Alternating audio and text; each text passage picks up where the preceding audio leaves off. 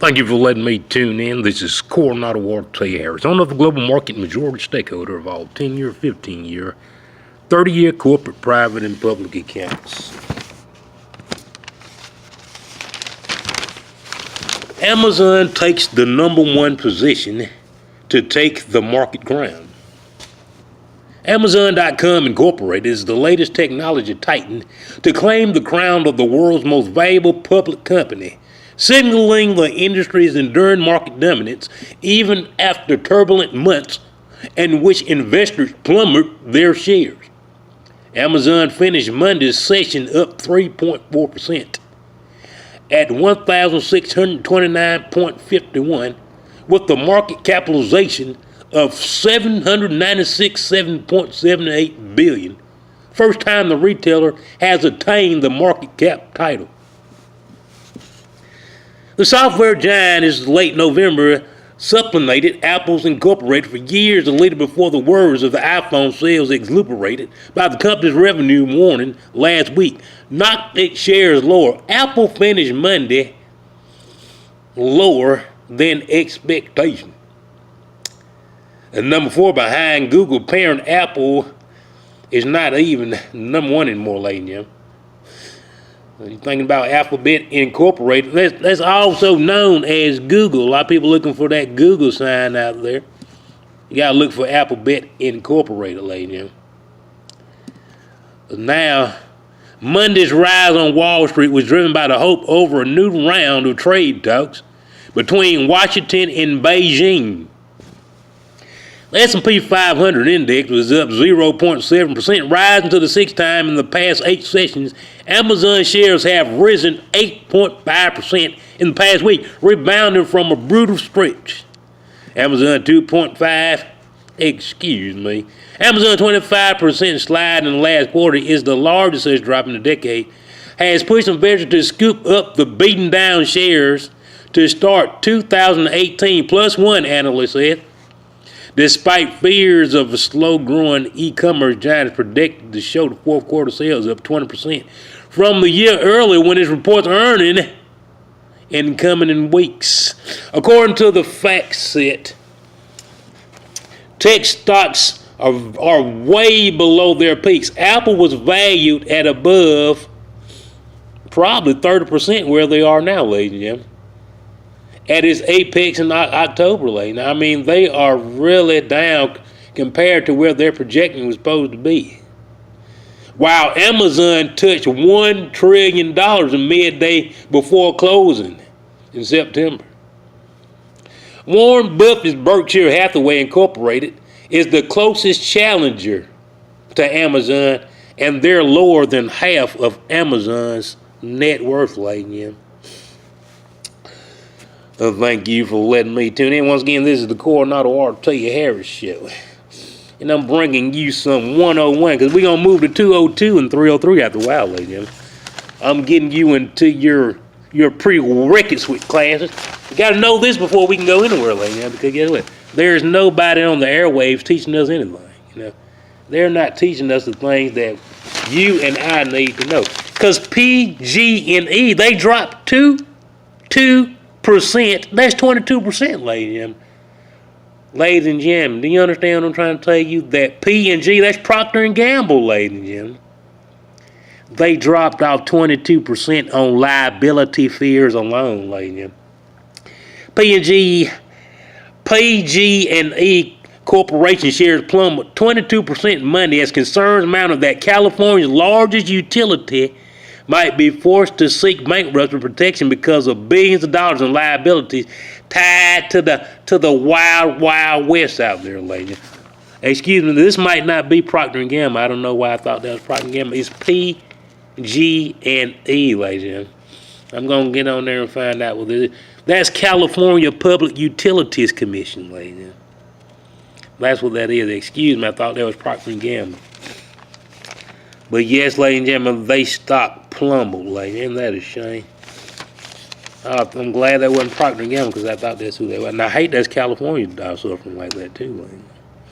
Yes, ladies and gentlemen, SoftBank scales back the WeWork investment. SoftBank Group Corporation has scrapped the planned $16 billion investment in the shared office space provider WeWork COS. Instead of its smaller $2 billion deal, the market turbulence opposition from the investment partner, according to people familiar with the matter.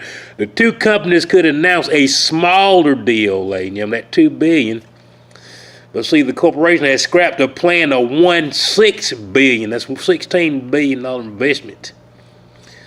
See, the two companies, they are announcing that they could be actually valued after they combine, not that too small deal, when they combine with 1.6, it could be a $36 billion investment, You see what I'm saying? You see these things you're supposed to know, For all my people out there, I know this could be this could really bring on a whole lot of fatigue. And boy, I can see your eyes rolling back. I can see you yawning, putting your hand up to your mouth because you're tired already. I just don't understand, Why is it when we come to class, when the teacher tells you have to pay attention, you don't even come to class? When they tell you it's mandatory that you be here, you don't even show up, But at the open book test, ain't even 5% of your grade, everybody there with that book open. You're guaranteed to make a good grade, But everybody there, it's not even mandatory that you're going to be there because you're still going to pass the class with flying colors if you don't show up for the open book test. But you're supposed to be there for you don't show up. Nobody shows up. They're out there getting excuses to tell the teacher why they wasn't there, Ain't probably almost the majority of your grade coming from this, These are things you're supposed to know about. That Sears is running out of time to stay alive, ladies and gentlemen. Sears and Roebuck. Hedge funds manager revamps $4.4 billion in bid, and creditors urge a total liquidation.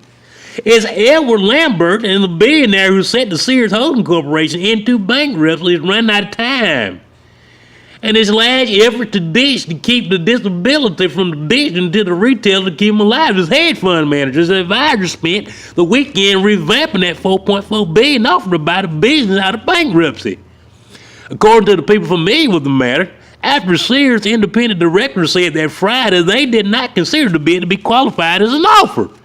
As Sears' unsecured creditors continue to push for liquidation, arguing that they won't recover enough financially under Mr. Lambert's offer, as the people said, liquidation firm's asbestos advisors, which have already handled the closures of Sears stores since the retailer filed for bankruptcy in October. They've been selected as a qualified bidder, but the people familiar with the matter said that the two sets of liquidation firms they submitted to competing bids. Two competitors to liquidate all the Sears have been stepped back from bidding in this process, and the people added. Ladies and gentlemen, the U.S. seeks assurance from China on trade.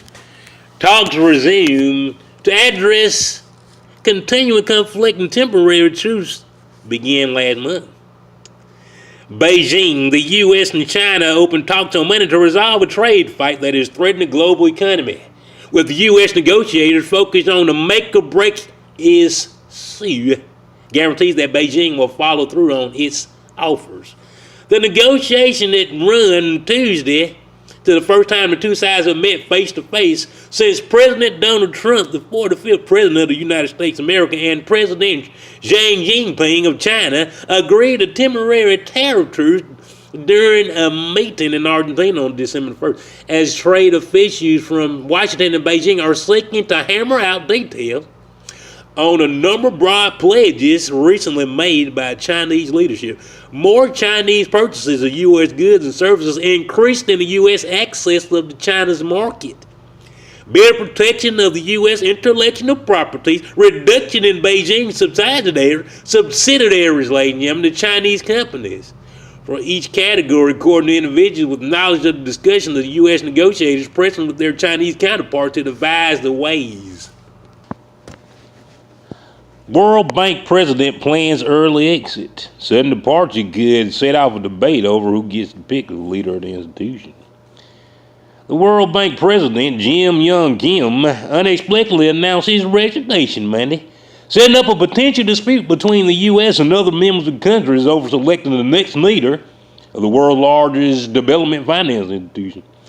Mr. Kim plans to leave the bank on February 1st, nearly 3 years before his term was set to expire, to join a firm focused on infrastructure investments.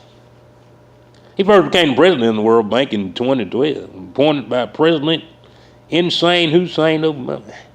In 2016, he was appointed a new term lasting through 2021, meaning that his successor would have been appointed during the first term of Trump's presidency. The current CEO of World Bank will become the interim president effective February the 1st. Mr. Kim, not going to tell you how old this man is an email to